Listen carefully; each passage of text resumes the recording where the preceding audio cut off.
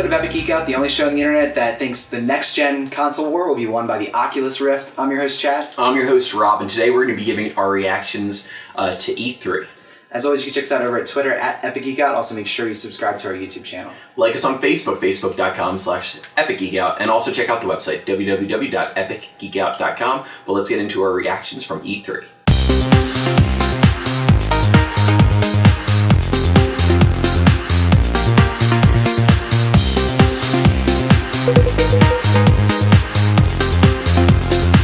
So, it was a big week last week. There was a lot of tech stuff going on. E3 was happening. Apple had their developers conference. Superman, so much stuff. It was crazy. We're going to talk a little bit about the E3 stuff. We did this last year, which is kind of funny. I look back on that. SimCity was something we were really excited about. And I still like SimCity, but good. I played it for a day. Some disappointments. Played it for a day. My city got totally messed up. I lost all faith in the game and quit. But it's kind of fun. Like, this is like our second E3 reaction, so it's kind of cool to see where we've come. Which I really want to get to an E3 at some point. I mean, that would be so San Diego. Yeah, absolutely. Sure. So I think we're going to start talking about the big news, which is the Sony bomb versus... Sony, they dropped a bomb at E3 with their PS4, basically attacking the Xbox One.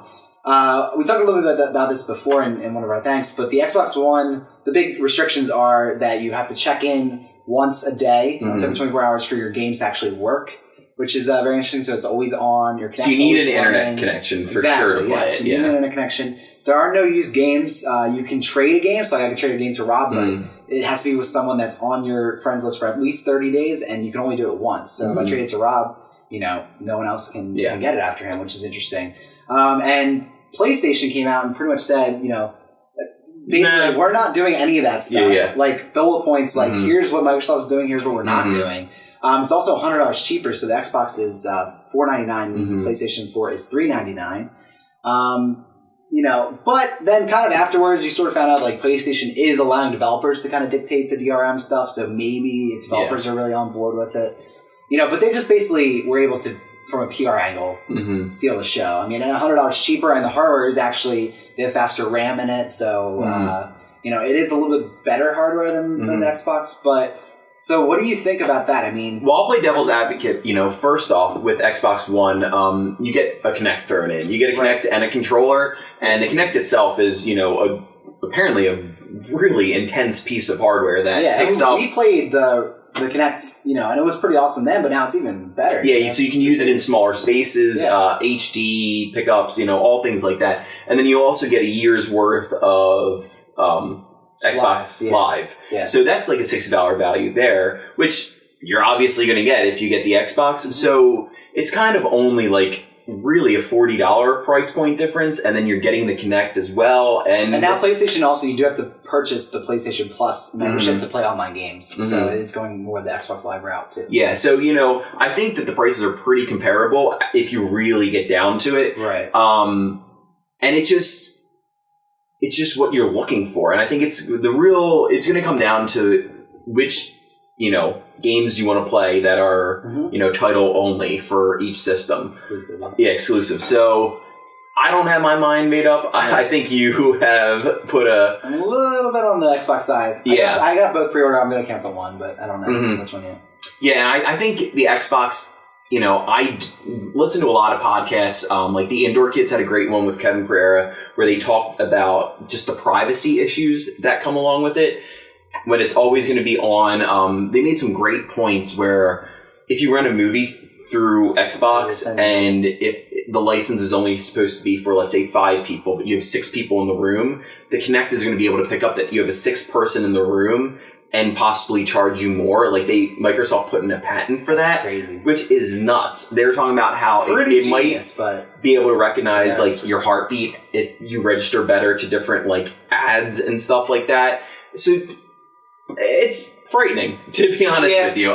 But also, as much as really cool. Those patents, I think those are the greatest salt because there's so many Apple patents that I thought were super cool and they never came out. So patents are patents, but I know what you mean.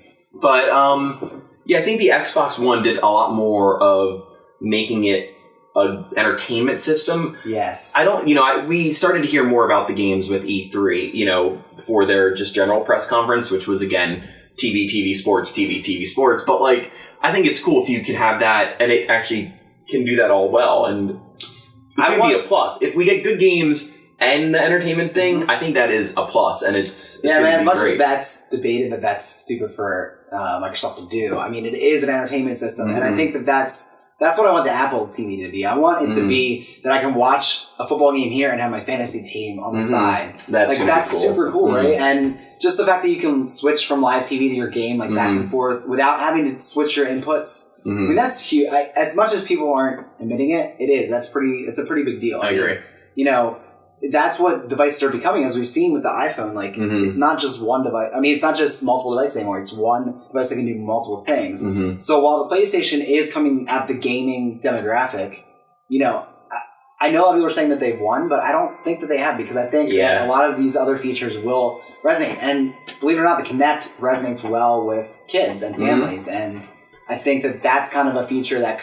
and kids are going to have gamers as 26, 27-year-olds, but there's not a lot of these compared to kids. And kids are going to have no issue with this whole privacy thing. They're going to be like, I want I can move. Xbox One, that's awesome. So I would have been that way. I still kind of am. So I think I'm leaning more towards the Xbox One. I think that they do have to do a better job with their PR. Someone high up at Microsoft was like, well, you don't have internet, just get 360. Which is just, I'm sure they've been getting asked these questions a ton, but you had to expect that. And so I hope that doesn't hurt them in the long run. And I hope they're able to fix some of the issues. Yeah, and the thing is, in 2-3 years, definitely in 5 years, all games will be downloaded anyway.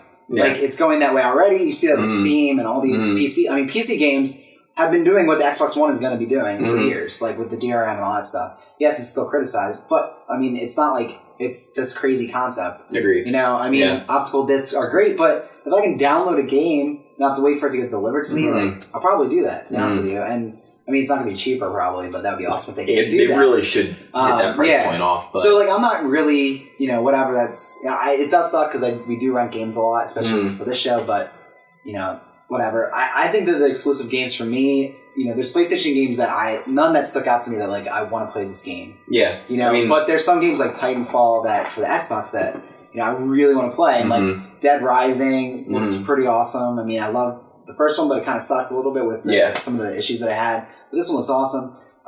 Halo, I mean, as old as that's getting, I think that I still have the option to play it. Yeah, agreed. So, I don't know. It's going to be an interesting battle till November-ish time period when those come out. But in terms of games, is there anything, not just exclusive, but anything else? Have you followed the coverage with... I've not gotten too excited for games because, again, I don't know which system I'm getting. So I will hate to get excited and then have that not be the system. I also just haven't really been following it and more just listening to podcasts and different things of the... Project Spark looks pretty cool. It's sort of like a Little Big Planet, but more 3D, action-y game where you kind of create the level. In the while you're playing, right? Yeah, that's pretty cool. And Battlefield looks awesome, all those new engines kind of look cool. The one game, it might be a PlayStation 4 exclusive, I'm not sure, but it's called The Crew, and it's a racing game, but you play. It's almost like Fast and Furious, the game. But you can drive across America. So you're going to be name tanks and steal it. But you can drive across America, legit, and I mean, that's super cool. Yeah, that's neat. Another thing with the cloud saving thing with the Xbox is they're going to be able to render more via the cloud, apparently. So it's kind of it's crazy. Sketchy, but basically, it's the idea is at some point the console hardware itself won't matter as much as what they can do with the cloud. So the stuff on the cloud's kind of rendering and saving online. So I think that's super cool. Yeah. We've mentioned in the intro, but the Oculus Rift is something else that was showed there.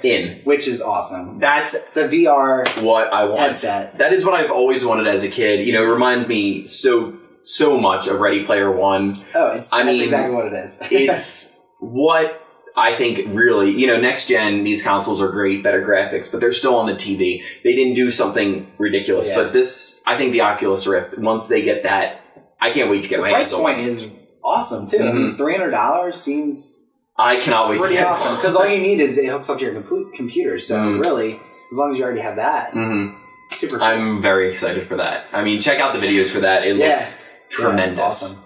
Says E3. I mean, it's interesting. I think great time of year. It's going to be a little bit of an adventure to see where this goes until November when the consoles finally launch and see what kind of launch. Are they coming out in November? Xbox has confirmed November. PlayStation has said by the holiday. So probably if not November, then early December. Okay, gotcha. So check back for that. We'll maybe have a take on whatever we decide to go with. So that's E3.